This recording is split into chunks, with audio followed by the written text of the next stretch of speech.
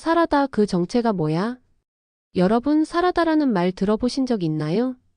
일본식 레스토랑이나 편의점 도시락에서 자주 보이는 음식이죠. 한자로는 샐러드를 뜻하는 사라에서 온 말인데요. 원래는 영어 샐러드에서 유래했어요. 그런데 한국식 사라다는 뭔가 조금 다르죠. 자, 오늘은 이 사라다라는 음식이 어떻게 생겨났고 어떤 이야기들이 담겨 있는지 파헤쳐 봅니다. 사라다의 기원. 사라다의 뿌리는 샐러드, 특히 유럽식 마요네즈 샐러드에서 시작돼요. 19세기 말 일본이 서구 문물을 받아들이면서 양식 문화가 시작되죠. 그중 하나가 바로 샐러드였고 일본식 발음으로 사라다가 된 거예요. 일본은 이 샐러드를 자신들만의 스타일로 바꿉니다. 감자, 마카로니, 오이, 당근, 햄 등을 넣고 마요네즈 듬뿍. 이게 바로 일본식 포테이토 사라다의 시작입니다. 한국에서의 사라다. 아련한 추억. 한국에서도 사라다는 일제강점기와 이후 경양식 문화에서 정착하게 되죠. 7, 80년대에 어릴 적 먹던 경양식 돈가스 기억하시나요? 꼭 옆에 한 덩이 올라가 있던 사라다. 마요네즈 듬뿍 사과, 오이, 당근이 송송 들어간 그 맛. 당시엔 귀한 재료였기 때문에 사라다는 일종의 고급 음식이기도 했어요. 사라다의 다양한 변주. 사라다는 종류가 정말 다양해요. 감자 사라다, 마카로니 사라다, 참치 사라다, 고구마 사라다 등등. 심지어 일본에서는 과일 사라다도 흔하게 먹어요. 마요네즈 대신 요거트를 사용하는 경우도 있고요. 각 지역이나 집마다 레시피도 다 다르죠. 가정마다 우리 집 사라다가 최고라는 자부심이 있을 정도. 사라다의 영양과 건강 이야기. 그럼 이 사라다 건강엔 어떨까요? 마요네즈가 많이 들어가면 칼로리가 높아질 수 있어요.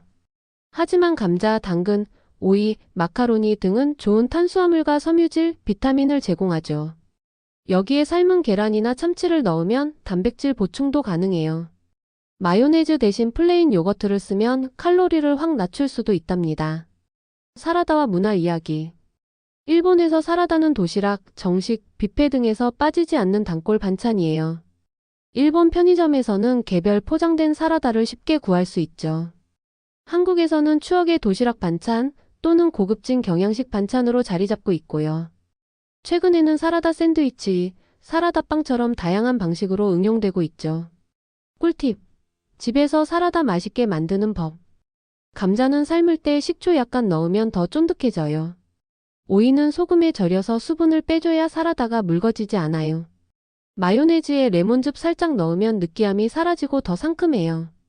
남은 사라다는 식빵 사이에 넣어서 사라다 샌드로도 활용 가능. 사라다는 추억이자 현재. 사라다는 단순한 반찬을 넘어 시간과 문화의 흔적을 간직한 음식이에요. 한 입 먹을 때마다 어릴 적 기억이 떠오르는 그 맛. 우리에게 익숙하지만 외국인에게는 새로운 이 음식. 알고 먹으면 더 맛있는 사라다.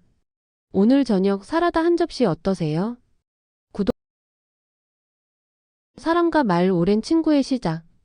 우리가 흔히 알고 있는 말, 단순히 타고 다니는 동물로 생각할 수 있지만 그들의 존재는 인간 문명의 발전과 깊이 맞닿아 있습니다. 수천 년 전부터 말은 인간의 곁에서 함께 달리고 함께 일하고 함께 전쟁터를 누볐죠. 오늘은 그 위대한 동물말에 대한 흥미롭고 놀라운 이야기 시작합니다. 말의 기원. 어디서 왔을까? 말의 조상은 약 5천만 년 전 북아메리카에서 에오이푸스라는 이름의 작고 여우 같은 생물에서 시작됐다고 해요.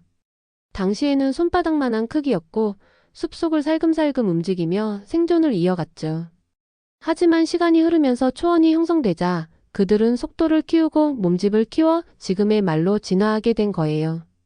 이 말이 유라시아로 퍼지며 인간과 만나게 된 순간 역사는 완전히 바뀌기 시작했죠. 말과 문명의 만남. 인류 역사를 바꾼 순간들. 기원전 2000년경 중앙아시아의 스텝 지역에서 사람들이 말을 길들이기 시작했습니다. 그리고 그것은 단순한 교통수단 이상의 의미를 갖게 되었죠. 말은 농사를 도왔고 전쟁에서 병사들을 실어 나르며 기병이라는 혁신적인 전술을 만들어냈습니다. 알렉산더 대왕도 징기스칸도 말 없이는 그 위대한 정복을 이룰 수 없었을 거예요. 말의 종류. 빠른 말, 튼튼한 말, 아름다운 말. 우리가 아는 말은 다 똑같이 보일 수 있지만 전 세계에는 300종이 넘는 다양한 말 품종이 있어요. 대표적으로 아라비아는 작지만 빠르고 지구력이 뛰어나고 서러브레드는 경주마로 유명하죠. 반면 셔틀랜드 포니는 작고 귀여워서 아이들용으로 길러지며 클라이즈데일은 거대한 근육을 가진 농사용 말이에요. 각기 다른 성격, 속도, 용도에 맞게 진화하고 길들여진 이 다양성은 참 놀라워요. 말의 지능과 감정. 그들은 우리를 기억한다. 말은 단순히 지시를 따르는 동물이 아닙니다. 그들은 사람의 표정을 읽고 감정을 이해할 수 있는 똑똑한 친구들이에요. 실제로 말은 한 번 친해진 사람을 수년이 지나도 기억한다고 알려져 있어요. 말과 눈을 맞추면 교감이 가능하다는 이야기, 단순한 낭만이 아니라 실제 과학적인 사실이랍니다. 속설과 진실, 말에 대한 오해들. 말은 색깔로 성격이 다르다. 반은 맞고 반은 틀린 이야기예요. 실제로 말의 품종과 훈련 상태가 성격에 더 큰 영향을 줘요. 또 말은 소금을 먹어야 건강하다는 속설도 있는데 이건 사실. 말은 땀을 많이 흘리기 때문에 염분 보충이 꼭 필요하죠. 현대 사회에서의 말, 스포츠, 치료, 그리고 인간관계. 이제는 말을 타고 다니는 시대는 아니지만 말은 여전히 우리 곁에 있어요. 경마나 마술, 승마 스포츠는 물론이고 힐링 승마로 알려진 말치료는 우울증, 자폐, PTSD 등에도 효과가 있다고 해요. 단순한 운송수단이 아니라 인간의 감정까지 어루만지는 파트너가 된 셈이죠. 말. 그들은 말이 없지만 마음으로 이야기합니다. 고요히 우리의 곁에서 문명을 함께 만들어온 진정한 친구. 오늘 여러분과 함께한 이 4분의 여정이 그 특별한 친구를 더 가깝게 느끼는 시간이었길 바랍니다. 미스터리의 문을 열다. 안녕하세요. 오늘은 인류 역사상 가장 매혹적인 고대 문명 중 하나인 마야 문명의 비밀을 파헤쳐 보려 합니다. 정글 속에 숨어있던 고대 도시, 신비로운 달력, 그리고 갑작스러운 문명의 붕괴까지. 지금부터 마야 문명의 놀라운 세계로 함께 떠나볼까요? 마야 문명의 시작. 정글 속의 도시들. 마야 문명은 지금의 멕시코, 과테말라, 벨리즈 일대에서 약 기원전 2000년부터 시작됐습니다. 울창한 밀림 속에 도시를 세우고 화려한 궁전과 피라미드를 쌓아 올렸죠. 티칼, 팔렌케, 코판 같은 고대 도시는 마치 영화 세트처럼 신비로움을 자아냅니다. 마야인은 대체 어떻게 이런 정글 한가운데에 거대한 도시를 건설했을까요? 마야의 문자와 지식. 잊혀진 천재들. 마야 문명은 고대 문명 중 드물게 문자를 사용했던 사회입니다. 마야 문자는 상형 문자로 책을 만들고 왕들의 이야기를 기록했어요. 이들은 천문학, 수학에서도 매우 뛰어났고 숫자 0의 개념을 사용한 최초의 문명 중 하나로 꼽힙니다. 하늘을 관측하고 별자리의 움직임을 예측한 그들, 과연 누가 이 지식을 가르쳐줬을까요? 마야 달력과 2012년 종말설. 2012년 전 세계를 뒤흔든 마야 달력 종말설 기억하시나요? 실제로 마야 달력은 5125년을 주기로 하는 긴 달력을 사용했고 그 끝이 바로 2012년이었습니다. 하지만 이것은 끝이 아니라 하나의 주기가 끝나고 새로운 주기가 시작된다는 의미였죠. 사람들은 왜 이 달력을 두고 세상의 종말을 예언하게 된 걸까요? 피라미드와 건축의 비밀. 마야 피라미드는 고대 이집트 피라미드와는 다르게 계단식 구조이며 천문학적 정렬이 되어 있는 것이 특징입니다. 어떤 피라미드는 춘분과 추분에 정확히 그림자가 뱀처럼 보이기도 하죠. 자연과 우주의 질서를 반영한 마야 건축은 단순한 구조물이 아니라 하늘과 땅, 신을 잇는 신성한 공간이었습니다. 인신공양과 신화, 믿음의 세계. 마야인들은 태양과 빛, 풍요를 관장하는 여러 신들을 믿었습니다. 그리고 이 신들에게 인간의 피와 생명을 바쳐야 세상이 유지된다고 믿었죠. 피라미드 꼭대기에서 인신공양 의식을 올리고 경기에서 진 팀의 선수들이 제물로 바쳐지기도 했습니다. 잔혹하게 보일 수 있지만 그들에겐 신과의 계약이자 신성한 의식이었습니다. 마야 스포츠. 사라진 공놀이의 룰. 포카타크라 불리는 마야의 공놀이는 단순한 스포츠가 아니었습니다.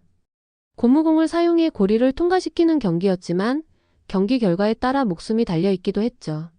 어떤 이들은 승자가, 또 어떤 지역에선 패자가 제물이 되었다고 전해집니다.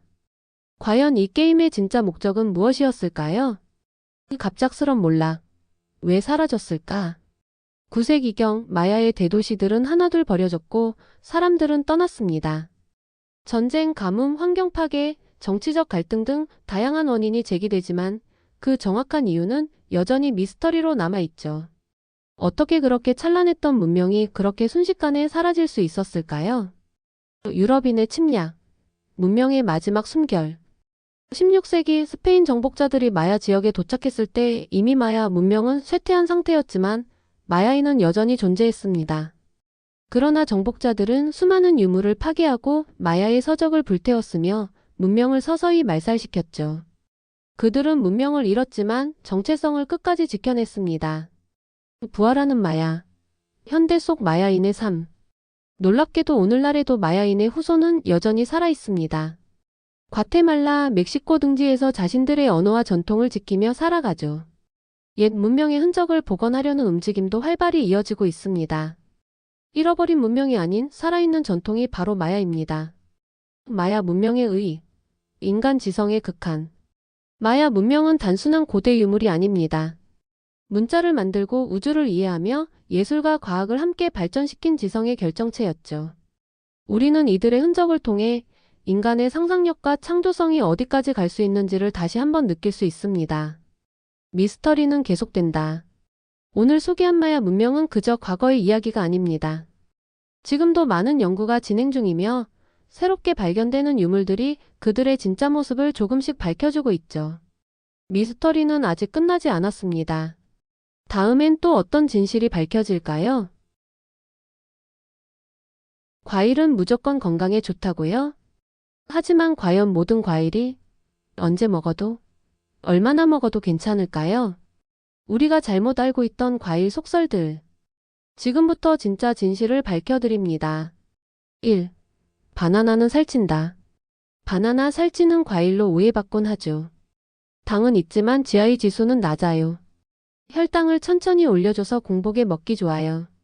운동 전후의 에너지 보충용으로도 최고. 2.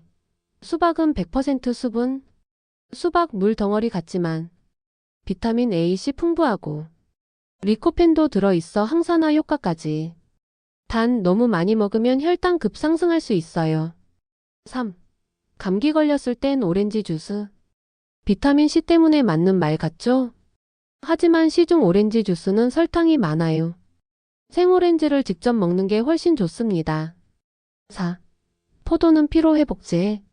맞아요. 포도당 흡수가 빠르니까 피로할 때 딱이죠. 하지만 과당도 많아 당뇨 있는 분들은 주의. 5. 사과는 아침에 먹고 밤엔 피하라.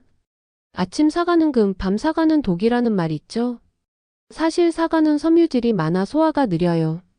밤에 먹으면 위에 부담이 될 수 있어요. 하지만 적당량은 괜찮습니다. 6. 열대과일은 더 건강에 좋다. 망고, 파인애플, 키위. 영양 많지만 당도도 높아요. 맛있다고 과다 섭취는 주의. 7. 키위는 수면을 도와준다. 네, 맞습니다. 키위엔 세로토닌 생성에 도움되는 성분이 있어요. 자기 전 한두 개 섭취 추천. 8. 딸기는 다이어트에 최고. 칼로리 낮고 수분 많고 식이섬유 안토시아닌 풍부. 다이어트 간식으로 최고지만 딸기 농약 잔류율 높으니 세척 꼼꼼히. 9. 복숭아 털 꼭 벗겨야 해요. 알레르기 반응을 일으킬 수 있는 털. 특히 어린이나 민감한 분은 벗기고 먹는 게 좋아요. 영양소는 껍질에 많지만 안전이 먼저. 10.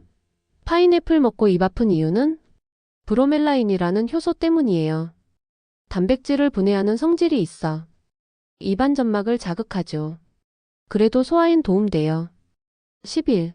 체리 항산화 끝판왕. 체리는 안토시아닌, 멜라토닌 가득. 불면증, 노화 방지에 좋지만 역시 당이 높아서 과다 섭취는 피해야 해요. 12. 과일은 무조건 생으로 먹어야 한다. 가열하면 비타민 C는 파괴되지만 베타카로틴은 오히려 흡수율이 좋아져요. 익힌 토마토, 구운 바나나도 영양업. 13. 냉동 과일은 생과일보다 안 좋다. 노. 수확 직후 급속 냉동한 냉동 과일은 영양 손실 거의 없어요. 오히려 유통 중 생과일보다 신선한 경우도. 14. 디톡스에 레몬이 최고. 레몬물 대사에 도움은 되지만 디톡스 효과는 과장됐어요. 오히려 위산이 많아질 수 있으니 주의. 15. 과일도 과하면 독. 과일도 결국 당이기 때문에 과다 섭취하면 혈당 상승, 체중 증가 가능성이 있어요. 하루 한두 컵이 적당해요. 과일은 우리 몸에 좋은 건 맞지만 언제 어떻게 얼마나 먹느냐가 핵심입니다. 이제 속설에 속지 말고 제대로 알고 맛있게 즐기세요. 우리가 하루 평균 몇 시간이나 스마트폰을 사용할까요? 무려 4~6시간. 그런데 그 스마트폰 제대로 활용하고 계신가요? 오늘 영상에서는 스마트폰을 더 똑똑하게, 편리하게, 그리고 안전하게 사용하는 방법을 아주 쉽고 재미있게 알려드릴게요. 1. 화면 캡처 더 빠르게. 안드로이드. 전원 버튼 플러스 볼륨 다운 버튼. 아이폰. 측면 버튼 플러스 볼륨 업 버튼. 하지만 특정 브랜드는 손날 스와이프만으로도 캡처 가능하다는 사실 알고 계셨나요? 2. QR코드 스캔 따로 앱 필요 없다. 아이폰은 카메라로, 안드로이드는 구글 렌즈 또는 기본 카메라 앱으로도 바로 스캔할 수 있어요. 3. 앱 잠그기. 중요한 앱에 잠금 기능을 추가해서 보안까지 챙기세요. 갤럭시는 보안 폴더, 아이폰은 스크린 타임으로 가능합니다. 4. 숨겨진 기능. 손전등 밝기 조절. 아이폰은 제어 센터에서 손전등 아이콘 꾹, 안드로이드는 일부 기기에서 손전등 밝기 설정 가능. 5. 오래된 사진 정리하는 법. 구글 포토, 삼성 갤러리 앱에서는 비슷한 사진, 흐린 사진을 자동으로 골라주는 기능이 있어요. 6. 스마트폰 속 리모컨 기능. TV, 에어컨, 셋톱박스까지 조종 가능한 스마트폰 리모컨. 적외선 포트가 있는 기기에서 가능해요. 7. 데이터 절약 모드 온.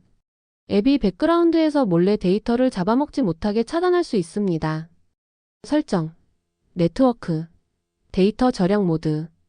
8. 배터리 오래 쓰는 법. 다크 모드 사용. 위치 서비스 최소화. 앱 백그라운드 동작 제한. 이 세 가지만 해도 체감 배터리 타임이 달라집니다. 9. 잃어버린 핸드폰 찾기. 나의 아이폰 찾기, 구글 내기기 찾기 기능을 꼭 켜두세요. 위치 추적은 물론 원격 잠금도 가능하니까요. 10. 진짜 유용한 단축어 기능. 아이폰의 단축어 앱, 안드로이드의 루틴 기능으로 복잡한 작업을 자동화해보세요. 이 외에도 다음과 같은 꿀팁이 포함됩니다. 긴 글 읽기 전 리더 모드로 깔끔하게. 앱마다 알림 개별 설정하기. 화면 녹화 기능 활용하기. 와이파이 자동 연결 제한. 화면 보기 편하게 눈보호 모드. 잘못 누른 알림 되살리기. 사진에서 텍스트 추출하는 기능. 영상 속 음악 검색하는 앱 활용법. 자녀 스마트폰 사용 시간 관리. 블루라이트 차단 모드. 음성 명령으로 문자 보내기. 배경화면 자동 전환. 노치 영역 숨기기. 오래된 메시지 자동 삭제. 내 전화번호 쉽게 확인하는 법. 스크롤 캡처. 연락처 백업 꿀팁. 무음 카메라 사용법. 버벅이는 스마트폰 속도 빠르게 만드는 법. 통화 녹음 기능. 문자로 내 위치 전송하는 법. 터치 민감도 조절. 잠금 화면 커스터마이징. 전화 안 받고도 메시지 자동 응답. 갤럭시, 삼성 덱스, 아이폰 에어플레이 활용. 중요한 통화 자동 녹음하는 방법. 매일 특정 시간에 화면 자동 꺼지게 하기. 오늘 소개해드린 스마트폰 꿀팁들 몇 개나 알고 계셨나요? 하나하나 실천하다 보면 어느새 여러분의 스마트폰 사용이 훨씬 더 똑똑해질 거예요. 다음 영상에서는 더 놀라운 기능과 정보로 찾아올게요. 1부 암스테르담. 이름의 첫 인상. 암스테르담이라는 이름, 처음 들으면 어딘가 강인하고 단단한 느낌이 들지 않으신가요? 사실 이 이름에는 그 단단한 만큼이나 오랜 역사와 의미가 담겨 있습니다.